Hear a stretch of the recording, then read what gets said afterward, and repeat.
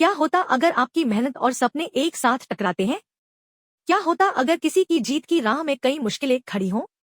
जानिए अनुपमा के आज के एपिसोड में, जब उसे अपने सपने को पूरा करने के लिए न सिर्फ परिवार का साथ चाहिए, बल्कि कुछ कड़े फैसले भी लेने पड़ते हैं।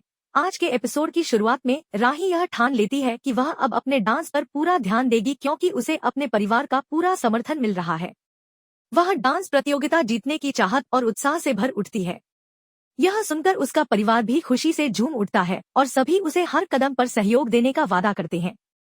इस दौरान पराग भी अचानक घर लौट आता है। ख्याति जब देखती है कि पराग के हाथ में प्रसाद का डिब्बा है, तो वह उत्साहित हो उठती है और उसे राही को दे देती है। राही इसे शुभ संकेत मानती है और प्रसाद को खुशी खुशी खा लेती है। अनुपमा और राही साथ में प्रसाद खाते हैं और यह पल उनके बीच एक खास बंधन का प्रतीक बन जाता है। अगली सुबह डांस रानीज की टीम अहमदाबाद जाने की तैयारी कर रही होती है।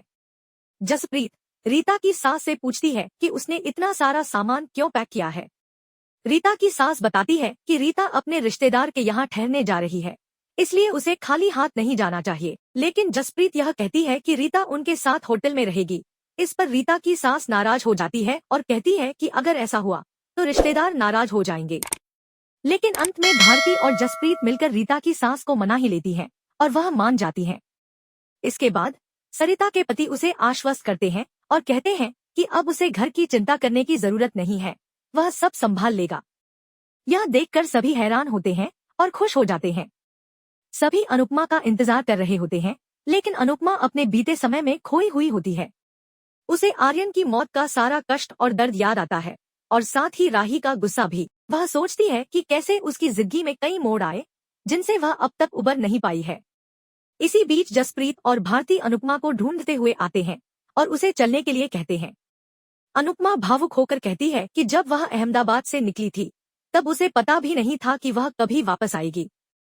वह यह भी कहती है कि उसने कभी नहीं सोचा था कि वह एक दिन फिर से अहमदाबाद जाएगी।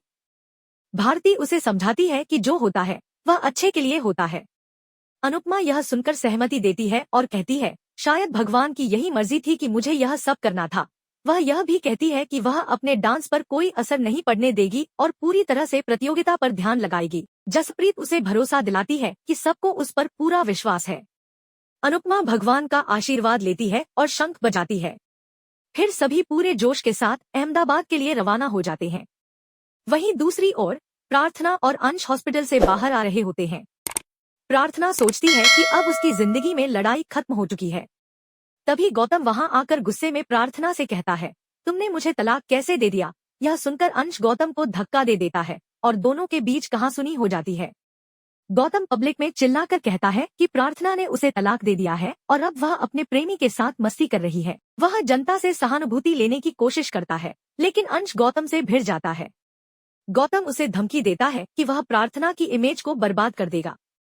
अंश भी उसे धक्का देता है और गौतम बुरी तरह गुस्से में आकर कहता है, अब मैं तुम्हें बर्बाद कर दूंगा और तुम मेरे अगले वार के लिए तैयार रहना। यह कहकर गौतम वहां से चला जाता है। इसके बाद खड़े लोग बातें करने लगते हैं और माहौल थोड़ी देर के लिए गहमागहमी में बदल जाता है। लेकिन अंश सबको जाने के लिए कहता है। फिर वह प्रार्थना से कहता है, तुमसे एक बात पूछनी है, क्या तुम मुझसे शादी करोगी। यह सुनकर प्रार्थना चौंक जाती है। वह कुछ समय के लिए चुप रहती है और फिर सोचने लगती है कि यह फैसला उसके लिए कितना बड़ा होगा। इस पर अंश कहता है, इससे सबकी जुबान हमेशा के लिए बंद हो जाएगी। प्रार्थना अब इस प्रस्ताव को लेकर उलझन में होती है, लेकिन फिर वह चुप रहती है। इसी बीच अनुपमा अहमदाबाद जाने के लिए गाड़ी में बैठती है। सभी बेहद उत्साहित होते हैं और पूरी टीम के अंदर जोश और उम्मीद का माहौल बना होता है। दूसरी तरफ राही और प्रेम भी कुछ समय के लिए एक दूसरे के साथ होते हैं। मोटीबा उन्हें देखती है और खुश होती है। माही भी सोचती है, अगर गौतम पास होता तो मुझे परेशान कर रहा होता, लेकिन अब वह नहीं है तो चैन है। इसी दौरान राही पराग से पूछती है, क्या आप मुंबई गए थे। यह सुनकर सभी हैरान हो जाते हैं और पराग किसी तरह से बात घुमा देता है। हालांकि प्रेम को पराग की बातों पर शक होने लगता है। इस बीच ताल से ताल प्रतियोगिता के आयोजक राही से मिलने आते हैं। राही उन्हें सबको मिलवाती है और इसी बीच प्रेम आयोजक से पूछता है कि उन्होंने राही और अनुपमा के बारे में जानकारी बिना इजाजत के कैसे लीक कर दी। आयोजक माफी मांगते हुए यह कहता है कि वह गलती से ऐसा कर बैठा था। वह कुछ देर तक इस मुद्दे को संभालता है और फिर बात को खत्म कर देता है। इस बीच पराग प्रेम से कहता है, अब तो सबको पता चल ही गया है, लेकिन जब राही अपनी माँ को हराएगी तब सबके मुंह बंद हो जाएंगे। इसके बाद आयोजक राही को भड़काने की कोशिश करते हैं और कहते हैं, डांस रानीज की टीम बहुत मजबूत है, लेकिन तुम अकेली अपनी माँ को कैसे हरा सकोगी? एक समय था जब रिश्तों में सिर्फ प्यार और विश्वास हुआ करता था, लेकिन क्या होता है जब वही रिश्ते कड़ी प्रतिस्पर्धा के रूप में बदल जाएं? जानिए अनुपमा के इस आज के एपिसोड में, जब उसकी यात्रा में न सिर्फ दिलचस्प मोड़ आते हैं, बल्कि एक माँ और बेटी के रिश्ते की नई परिभाषा भी उभरती है। राही को अब यह एहसास हो चुका था कि उसे डांस प्रतियोगिता में अपनी पूरी क्षमता से हिस्सा लेना है। परिवार का सहयोग उसे इस राह में प्रेरित करता है और वह पूरे जोश के साथ इस प्रतियोगिता को जीतने का संकल्प लेती है। इस दौरान पराग के घर लौटने की खबर सबको खुशी से भर देती है। ख्याति जब देखती है कि पराग के हाथ में बप्पा का प्रसाद डिब्बा है, तो वह अपने खुशी से इसे राही को दे देती है, मानो यह उनके बीच शुभ संकेत हो। राही प्रसाद को खुशी खुशी खाती है और अनुपमा के साथ इस पल को साझा करती है। परिवार का एकजुट होकर खाता हुआ प्रसाद उनके बीच के बंधन को और मजबूत कर देता है। अगली सुबह डांस रानीज की टीम अहमदाबाद जाने की तैयारी कर रही होती है। जसप्रीत रीता की सास से पूछती है कि उन्होंने इतना सामान क्यों पैक किया है, तो रीता की सास बताती है कि रीता अपने रिश्तेदार के यहाँ ठहरने जा रही है, इसलिए उसे खाली हाथ नहीं जाना चाहिए। लेकिन जसप्रीत यह सुझाव देती है कि रीता उनके साथ होटल में रहेगी। इस पर रीता की सास नाखुश हो जाती है, यह कहते हुए कि इससे रिश्तेदार नाराज हो जाएंगे।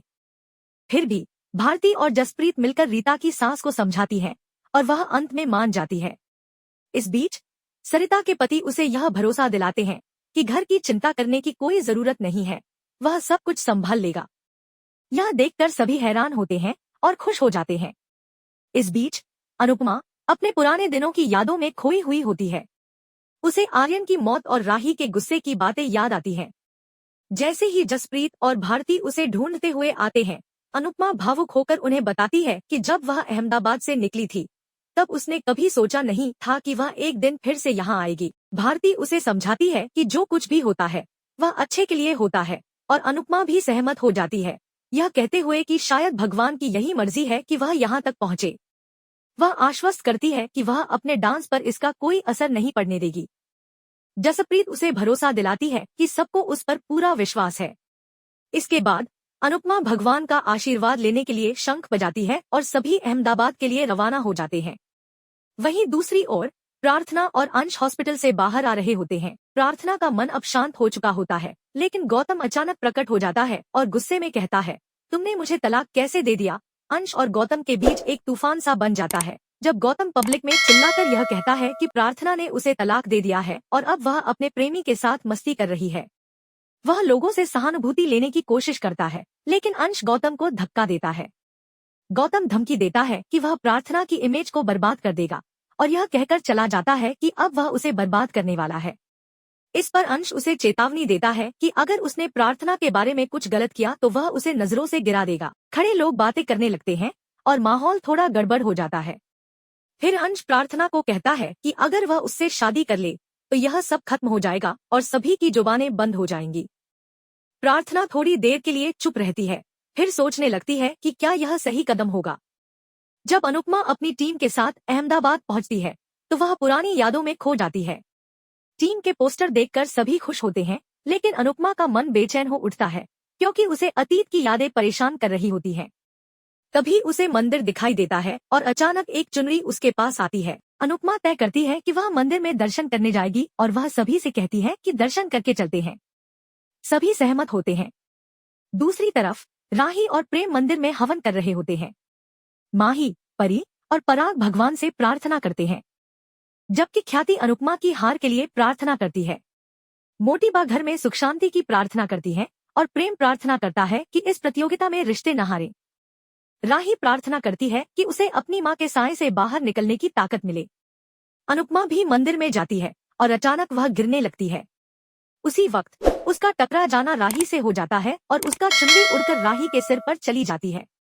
अनुपमा माफी मांगती है, लेकिन फिर वह राही को देखती है और दोनों एक दूसरे को देखकर चौंक जाती हैं। कोठारी परिवार अनुपमा को वहां देखकर चौंक जाता है और वहीं पर एपिसोड का समापन होता है। अगले एपिसोड में देखने को मिलेगा कि राही चुनरी फेंकते हुए कहेगी, मुझे ऐसा आशीर्वाद नहीं चाहिए। अनुपमा उसे रोकते हुए कहेगी, तुम भगवान के घर में शांत रहो। राही गुस्से में कहेगी, आपसे मेरा कोई रिश्ता नहीं है, मैं सिर्फ अनुज की बेटी हूँ। अनुपमा जवाब देती है, अनुज तुम्हारे पापा बनने से पहले मेरे पति थे, और तुम्हारा पूरा खानदान चाहे कहीं भी हो, हमें उससे कोई फर्क नहीं पड़ता। अब फाइनल मुकाबले में मिलेंगे।